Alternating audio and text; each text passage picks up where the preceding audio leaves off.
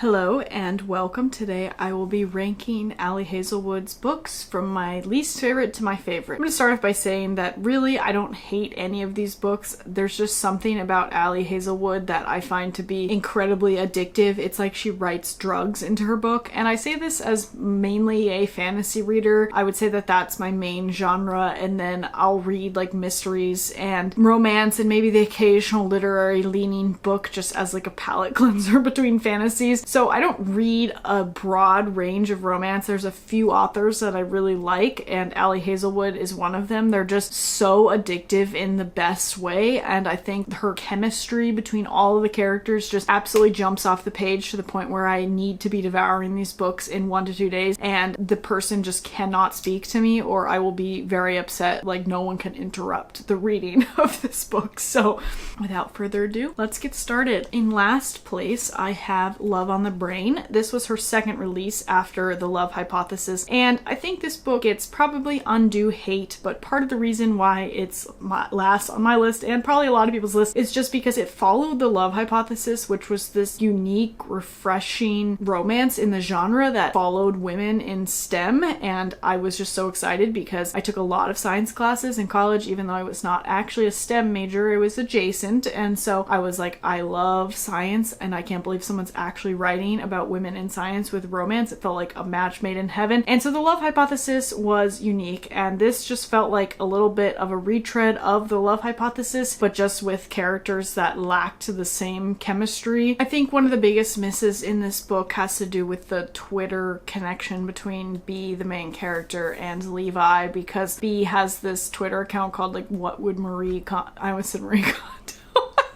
What would Marie Curie do? And she gets into these kind of flirty conversations with another Twitter user, and it's so obvious from the first second that it has to be the male main character that I feel like when that's revealed as some sort of twist, we're all like, yeah, okay, like obviously that was him. We all knew that. And I was so sad that this is my least favorite because this also took place at NASA, and I love space and I love NASA, so I was very excited, but it just didn't hit the same as the other books. It was not quite as addictive. I felt like the chemistry between the two of them was weird, and I'm not one of those people who is totally against cringy millennial humor, but this was quite millennial, and B wearing galaxy leggings, I just, you try not to let it impact how you feel about the characters, but it just kinda does. So overall, this was basically just a less effective version of The Love Hypothesis, and I don't really remember that much about it, honestly, because I read it a few years ago and I just feel like it didn't have that special sauce. Next up, we have her newest release, and that is Problematic Summer Romance, and this is an age gap relationship between Maya Kilgore and Connor Harkness, and this is related to her other book, Not in Love, because the characters from Not in Love show up here because it's a wedding in Italy and the family's all going, and I don't care about the like, I don't know, I feel like the people reviewing this and giving it a low rating because of the age gap, it's like, if you have a problem with age gap romances, why are you reading it? Because it's in the description. So it's like, don't give it a 2-star because you don't like age gap romances when you knew what you were getting into. It's like, do I support that big of age gap romances in real life? Probably not. Am I gonna read it in a book? Hell yeah, I am, So it's entertainment. Just take it for what it is. It's just entertaining. And this book was fine. I thought that the chemistry between the two main characters was good. I really liked the setting, but I was just a little bit bored compared to the other books, and there was nothing wrong with it. I just had to put it somewhere on the ranking, and so it ended up second to last, and it is what it is. It was still a fantastic book. I still devoured it in less than 2 days, and it left me in a romance book slump as always, but had to go somewhere. And next up, we have Bride. Funny story about Bride. I brought this to Mexico last year, and I was reading it on the plane on the way home, and I had a window seat, thankfully, but of course, I get to the nodding scene when I'm literally on the plane next to a stranger. So I'm like leaning against the window trying to read this book so that they can't like just glance over and be like, what the hell is going on in that woman's book? And so that's how I felt reading this in public, where I was like, someone's gonna look at me, they've read this book, and they're gonna know exactly what I'm reading. And that was how I felt. The reason why this is ranked third to last on my list is because I am just not paranormal paranormal romance girl. It's just what it is. I've never been interested in vampires and werewolves. I hated Twilight when I was younger. I did not understand the obsession. Well, part of the reason why I hated Twilight was because I was like, why is everyone on this Jacob versus whatever the hell the other guy's name is? Edward. Clearly.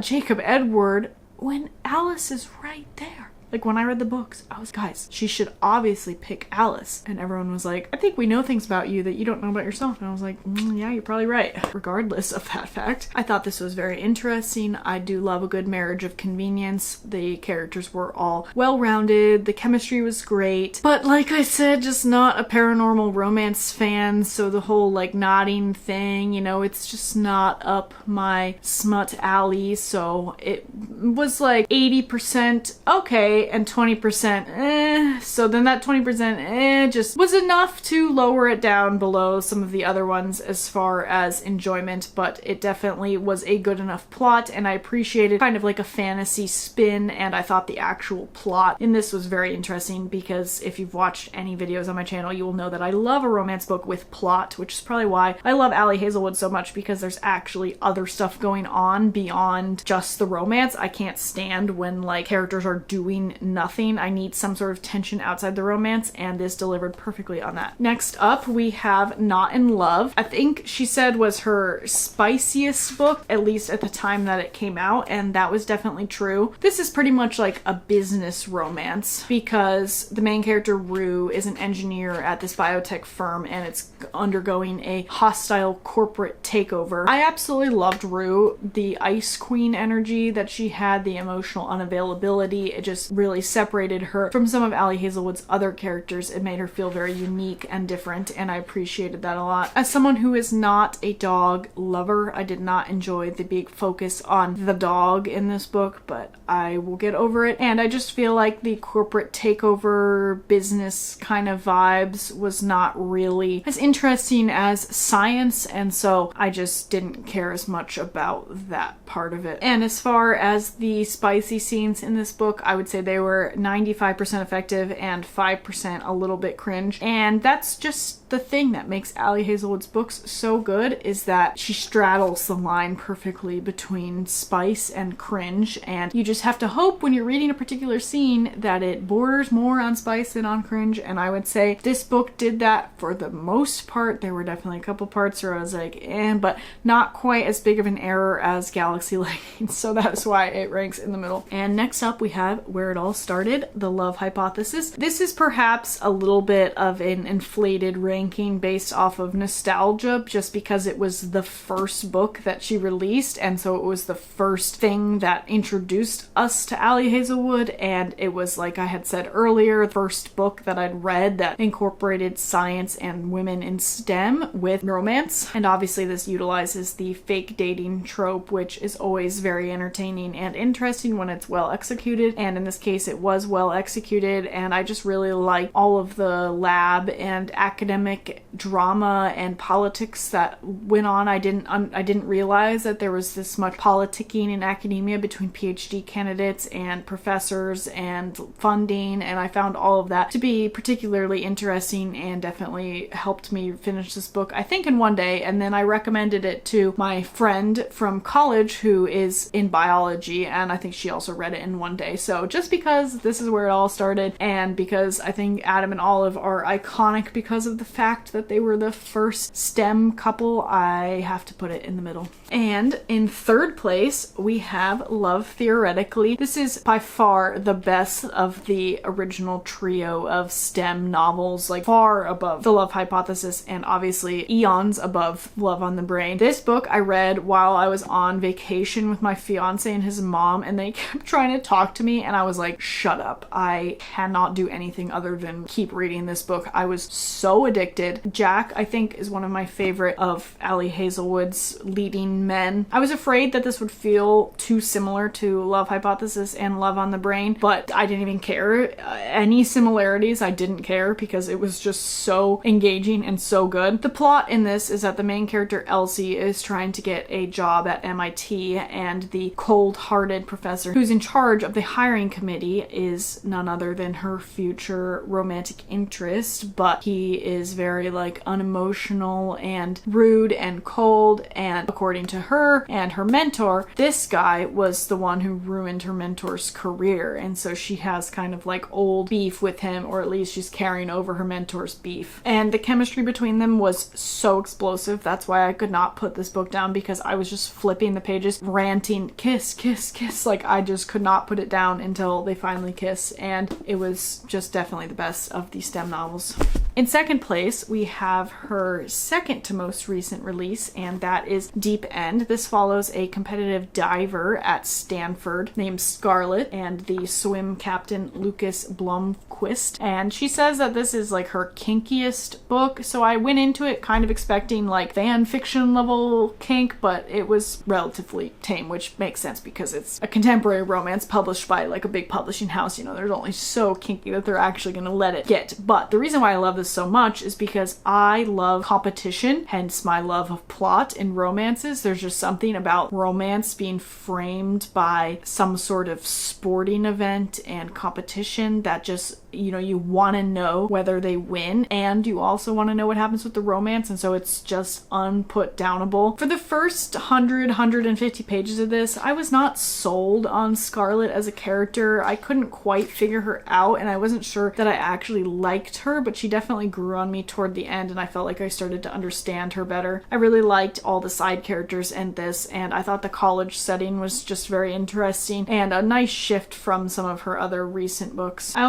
This is one of her longest books. I think it's like 450 pages, and it felt like that actually let her flesh out all the side characters and Scarlett's relationship with her family and their relationship with each other, and it felt like the timeline made a lot of sense, and there were never any points where I was bored or anything like that. So I definitely loved this book, you know, half because of the swimming competition plot and half because obviously the chemistry between Lucas and Scarlett. I mean, I'm just gonna keep saying chemistry because that's what Ali Hazelwood is so good at, is writing characters with explosive chemistry, and I just gotta keep saying it. And finally, we have Check and Mate. I love this book so much, and I never would have thought that her only YA romance would be at the top of my ranking, because you know, we all love a little bit of steam. That's why we read the Ali Hazelwood. And so I was thinking, it's just a YA romance. It'll probably be good, but it's like we'll be missing a little bit of the things that make her other books shine. And let me tell you, that was not the case. I read this in Mexico also, just like Bride, and I think I read it in one day. I was so incredibly obsessed. I could not put this down. Similar to the competitive diving and swimming, the reason why I love this so much is because of the competition aspect, and I loved The Queen's Gambit on Netflix, and so this was basically like a book version of The Queen's Gambit but with romance, and I thought that Mallory and her relationship to her family was really well done. She was a very interesting character. Her like rise through the chess world, I just am a sucker for anytime a character starts becoming like really good and famous at an activity, so that was part of the reason why I devoured it, because I wanted to, like, you know, it's framed by like this competition, then this competition, and it's all leading up to like the World Chess Championships, and it's just, I can't stop. And I thought that her and Nolan were so sweet, and every time they interacted I just was swooning. I loved it so much. I don't know if this book will ever be dethroned by Ali Hazelwood. I feel like she would need to write something in a competition vein that I care about even more than chess, which would be very difficult to do. And I just want to preface this by saying that I don't play chess, and I have no interest in playing chess, but somehow every chess related media that I consume is just, I'm obsessed, and I don't know what to do about it, so maybe I should start playing chess. But this was the perfect rival to lovers romance, and I will stand by that.